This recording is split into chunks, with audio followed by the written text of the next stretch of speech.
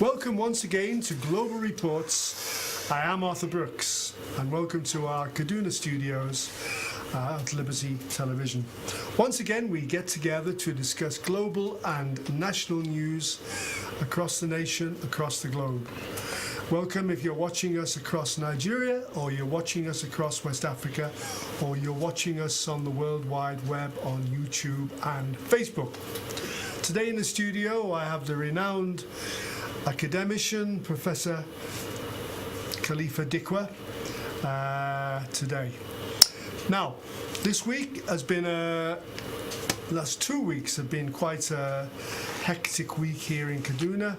We had some communal violence last week, the week before, and we were anticipating a close down by the Nigerian Labour Congress on national strike from yesterday, but that hasn't happened, and we'll discuss that.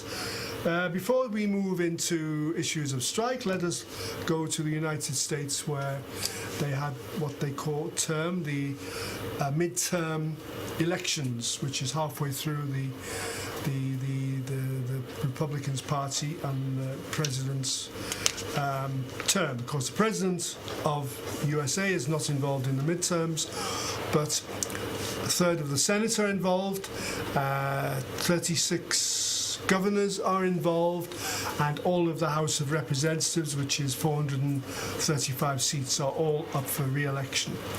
And the results came in early this morning. Let's watch this short report from CNN, but just show first 2 minutes, please.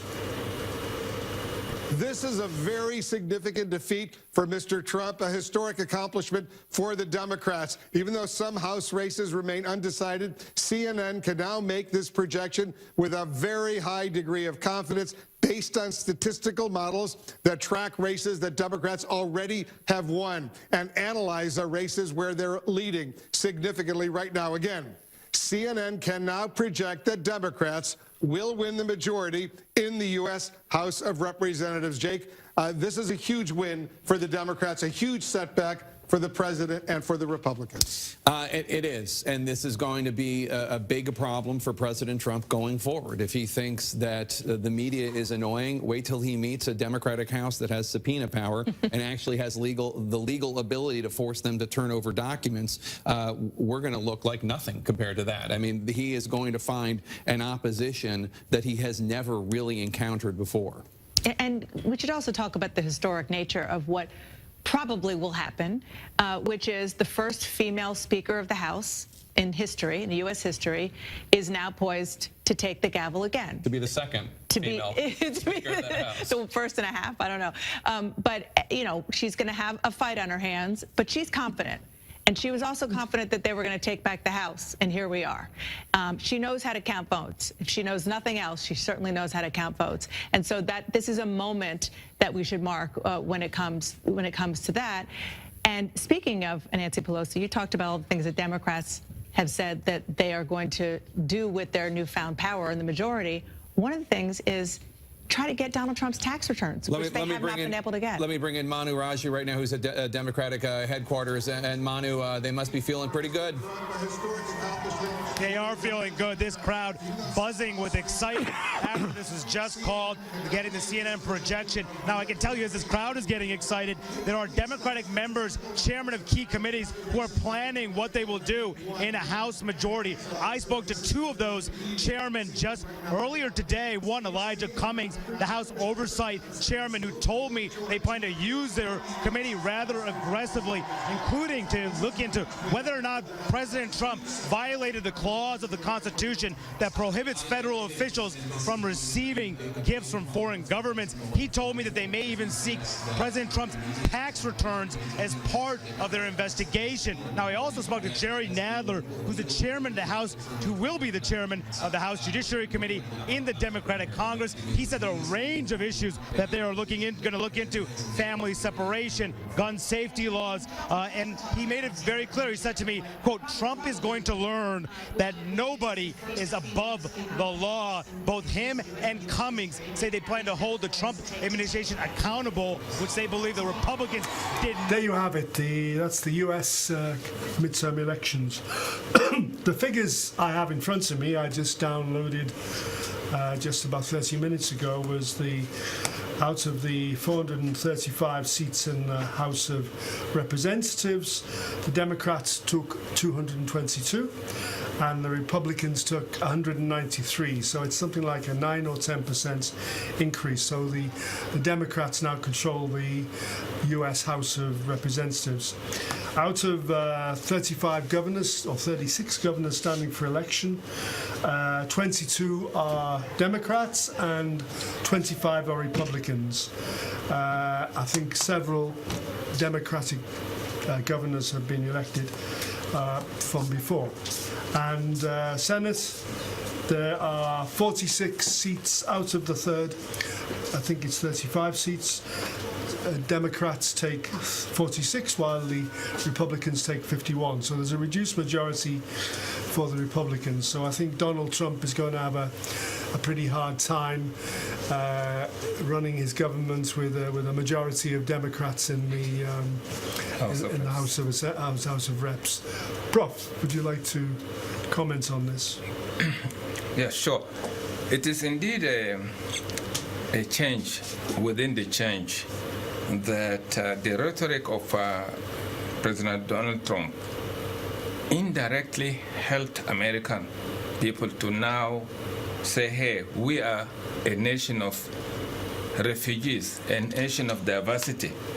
It is high time now to look up and say, we don't like this division. The way the senator from Vermont puts it succinctly, Senator Bernie Sanders always said, this is not the correct thing. Don't allow pathological liars to deceive us, and so on. Yeah. And it is a plus because now within House of Reps now being now led by Democrats, particularly the likely fellow who is going to be the Speaker, Nancy Pelosi, who is a 78-year-old woman who knows it inside out.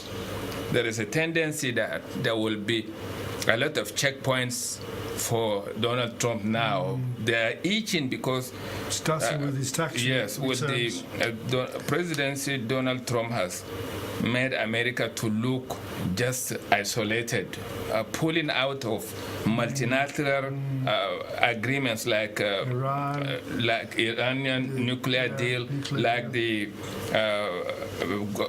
global climate change of Paris, and so on. So making America a laughing stock. So that is an opportunity now to say, hey, after all, you two have so many things now we would like to have at your. I look at your tax now. That tax, how much did you pay as tax now from beginning? Let us have it that way. Let us now look at how your personal relationship with the de facto king of America, that's of Saudi Arabia, the Crown Prince Salman, rather than America. Again, we would like to see how you decided to insult virtually everybody who are our allies and so on, including Canada, Mexico close to us, all the developed countries, Africa, you demean virtually everybody and so on. You now created a scenario in which minorities are now feeling too bad about America, the Muslims, the Jews, and so on. Now they are at the receiving ends and so on. This is not what America was. And therefore, it is strengthening the Democrats themselves now allowed to say more of diversity. Let us accept ourselves as human beings first, because already they have elected a lady from of Palestinian background to lead, and another lady of Somalia. And another governor who nearly made it, but she has not yet agreed that she had indeed lost. That is Abrams from Georgia. So it means now there are more women going to the Congress. It means the ideal thing is that unless we would like to deceive ourselves, women are supposed to be in the assembly to give advice, but not executive. Executive is not for women. Executive positions is not, whether it is in Africa or elsewhere, because there are certain things that a man does late at night, can come out with short knicker and then address the issues. But a woman will look for the wrapper, will look for the mirror to do some makeup and so on. It is not practical. There are areas where women are better in terms of care, in health, in nursing, in teaching, in giving advice. This is the best places for women. So but they are now overstepped. You don't like to champion women. No, I don't want to challenge the laws of God. God made women more important, much more able in certain areas where men cannot. And then the same applies to the other side. I think we're moving out of the area. Sani Garba, welcome to the show. A little bit late, but you're here. Would you have a comment on the midterm elections in the USA? Well, I don't think I can make comment on that because I just entered. Okay. No, America shall survive. That's why I kept saying Donald Trump is a blessing in disguise. Yeah, because at least it exposed the things that used to be said behind the scene. Now European countries are now finding it now imperative now to look for friends apart from America. In the entire world, you are either with America or you are not. So pushing away countries that said no, we had our own values like Russia, China, North Korea, and so on. People now, and Iran inclusive, and say it is no longer the same. We can deal with everybody. We are non-aligned. The real non-alignment is here now to say we can get the best friends from anywhere rather than allowing one country, within elite of 1% to dictate to us, to change our thought, to send us into an ambiguous adventure. Now enough is enough. The secret is out now. Non-aligned movement seems to have... now it is coming out. You think it's going to come back? It is now coming out. That is why you see now Prime Minister of England coming to Africa, Nigeria, and so on, because Brexit was a deceit. A deceit that was now has exposed them that after all, Commonwealth is not common to all of us. And now the king and the crown prince is also in Nigeria. After discovering that we had an alternative to Britain, an alternative to America, like countries like China and Russia and so on, giving it to us, helping us to develop our infrastructure without imposing on us throat-cutting interests. Yeah. That is it. Okay. Well, let's move on. The House, the U.S., the results or the aftermath of the U.S. election. Yes, the Senate is still with the Republicans. Yeah, will be. I think it'll be an issue we can discuss. It is going to be a bipartisan issue now. They know that even within Republicans, so many of them do not agree with Donald Trump, and agree that he is, after all, the president of America. And if they are unable to check him, they will check him. The people will check him and get rid of him in 2020. And but like I said, it is a blessing because he has been able to expose the hypocrites. Yes, those things used to be said behind closed doors. Donald Trump has been able to bring them up. All these racism, cleavages, dichotomies, and so on were created by less than 1% who wanted to have it all. Sani. Let's come back to Nigeria. Yeah.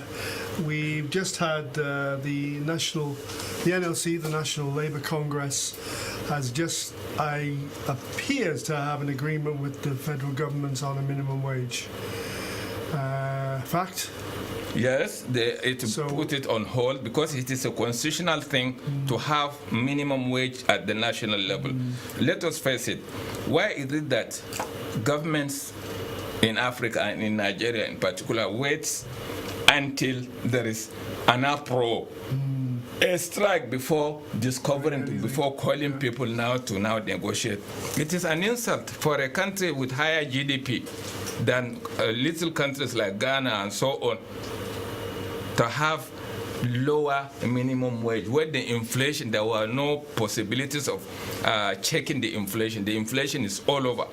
If you say the few who are now in politics, National Assembly and so on, they have enough money to buy whatever it is within the country and outside. The majority, the working class and so on, who are less than 5%, will spend the money, will get to the market in order to get it. And Sani, therefore, to me, even 30% is just a stepping stone. Ideally, they don't have to wait for the National Assembly or for government to review the payment upwards. Personally, I feel insulted because based on this, Nigeria can afford to pay 100,000. 100,000. We didn't pay so much to the senators. 100,000 because if you can, we have to now sit on the tail of those who gave senators, reps, and so on. Even those who are within the corridors, give them more money that they don't even need. Give them just enough, perhaps make it part-time, or they are paid based on their sittings and so on, and then pass it to other things. Give it, the civil servants, the public servants are the real engines who remain there. The politicians will come and go. It's just like the military barracks. Sani, please come in. Soldier go, soldier come. Well, to me, going by the history, I don't believe on the minimum wage. What I mean here, if you can remember, when the federal government decided to increase 18,000, don't forget there are states that up to now they did not abide. They're still owing. Many of them. They did not abide by that. Not only abide, they didn't pay regular salaries. It means they didn't abide by the federal government. They're simply greedy. Yes. They could afford it. Believe it, they are greedy. But one thing, Mr. Brooks, is the 30,000 or is the increment the only problem? Correct. It's not the only problem we are facing, or a Nigerian worker is facing. A Nigerian worker, accommodation, healthcare, school fees, transport, pensions, all the social amenities. So, buying essential commodities that we used to have. Nigeria doesn't have a scenario where you can, as a civil servant, you can buy at an affordable price there. Until we put this kind of thing, there's no need to now make noise that we have increased, because the chaps in the market will just increase it, and it makes nonsense of the increment. Give 2 weeks, you will hear from the governors that some will come out and say they did not agree because they don't have the means to pay for this 30,000. Just as it happens in the previous years, when the federal government decided to increase to 18,000. Most of the governors, like Kogi State Governor, he have come openly and say he cannot be able to pay 30,000. So if a state like Rivers cannot pay with the 13%, all this percent, and so on, still owing, with big states with a lot of income, and so on, I just believe that apart from the national thing that said, people who are now posted to Lagos, Port Harcourt, Abuja, cannot have the same allowances in terms of accommodation, transport, and so on. These are things that have to be worked by the state. Imagine the state governors and so on. If they know that the people will now gang up for them at the polls, they know where it will pinch them, because ideally, I just believe that ideally the people of their own state would just gang up and say, irrespective of the party that that particular governor is standing on, the platform and so on, we will just deal with him, because we are able to now format it and look at the income, the money that they are getting from the federation account. They refuse to diversify. At least each state has a mineral resource somewhere to make it look big so as to have additional income. When they refuse to do it, by the time we just defeat dislodge a particular governor, another National Assembly member, and so on, they will just get back to their senses. That is the best way out. Even when the federal government put extra monies into they will some refuse of the to do states to pay workers, they didn't do I it. give it to the federal government. If the federal government gives them bells, they refuse to pay. The federal government can say, okay, you are in a democracy, you have your own opinion, but I am the president. I'm telling you now, refuse to pay. From now, I'm going to instruct the Minister of Finance and so on to pay the workers directly from source. I will give you the rest. We will see what will happen. I guess. Allowing them to have their own way, that is the problem. I would guess, Prof. I don't know, but Yes. I would guess there are mechanisms already built into the Constitution to deal with that. To deal with it, When but states it is don't- sometimes you have to use to think out of the box, because whatever happens at the state level and local government, everybody will say President Buhari is the thing. They are not talking about the state, and therefore think out of the box. This is with technology, pay them directly and pay the state assemblies directly, since it is a constitutional thing to pay them directly.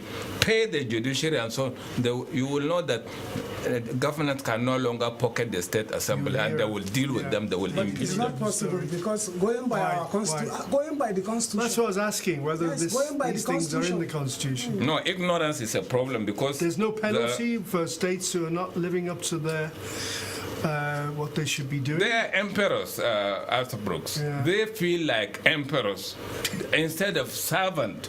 They feel that they are emperors. People should serve them I for think- 4 years, 8 years. But I believe even a governor is a civil servant. It's a senior The word is serving- servant, number one serving- servant of the people. Yeah, serving the people. Because they don't see God. Yeah. So they think they are the little gods. So after this, they start now fighting even their own mentors. That is where nemesis catches up with them. You have eventually the case of Zamfara and other places. You have them, you see rivers now, a dagger drone. If you catch them, you sell them, it is just about interest. It is not about the interest of the people of rivers, Even of the people of Kogi. Yes, Imo, Imo, you know, I mean, Korocha. Imo, sorry. And the same thing is all over. It's the interest And of ideally, private pockets. as long as the party at national and state level cannot stamp its feet to say, come on, this kind of thing is not acceptable. The party is supreme. The party is superior to the governor and superior to the president. If you don't do the right thing according to the policy of the thing, we are going to deny you the ticket next time. That is the way NPN had it. NPN had it. The chairman of NPN in 79 to 83, Akinloye. Akinloye was more powerful. And because we had a president that is still alive, disciplined. Each time, even on his way out of the country, if Adisa Akinloye wanted to see him, he would have just forgotten about the travel and then to go and see his chairman. That is not the case. As soon as we came back, 1999, the president at that time, Obasanjo, pocketed the party, and it continued. The change government did not remove it from the pocket. The reason why we are seeing this, Mr. Brook, is just too open. During in the Shagari era, all these governors are not the one funding the party. Unlike now, they are the one funding the. Don't you hear what they have tell the president Oshomole? That they are the one funding this party. Know how he can impose candidate that they don't want. If he make any move, they can impeach him. And demonstration even in Zamfara, sponsored. Yeah. Silently, he withdraw his statement, just like in Kaduna State where he say Shehu Sani will be the senatorial candidate in the central zone. He reversed his comment. So it's not possible to see this time around because they funded the party. Mr. Brooks, normally a party is sponsored by all members from 1999 to date. And when we came back with the change to 2005, the ideal thing was to just appoint people at the state level, people who suffered for the change at the state level. and federal level. From there, once appointed, they will be able to use their own pay, their own allowances to keep the party. Anyway, that has not happened. We must and round you see, like federal government, like the state government, like Kaduna and so on, decided now to go and look for people they wanted rather than the stakeholders. That is the problem that is now continuing. Prof, we have to round Yes, We've yes, run out of time once okay, again. then. We've run out of time once Thank again. you very much. Well, folks, our time is up once again.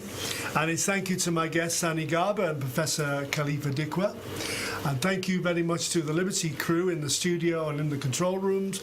And this is me, Arthur Brooks, for Liberty Global Report, signing off for another week. Take care of yourselves, keep watching Liberty Television, and good night.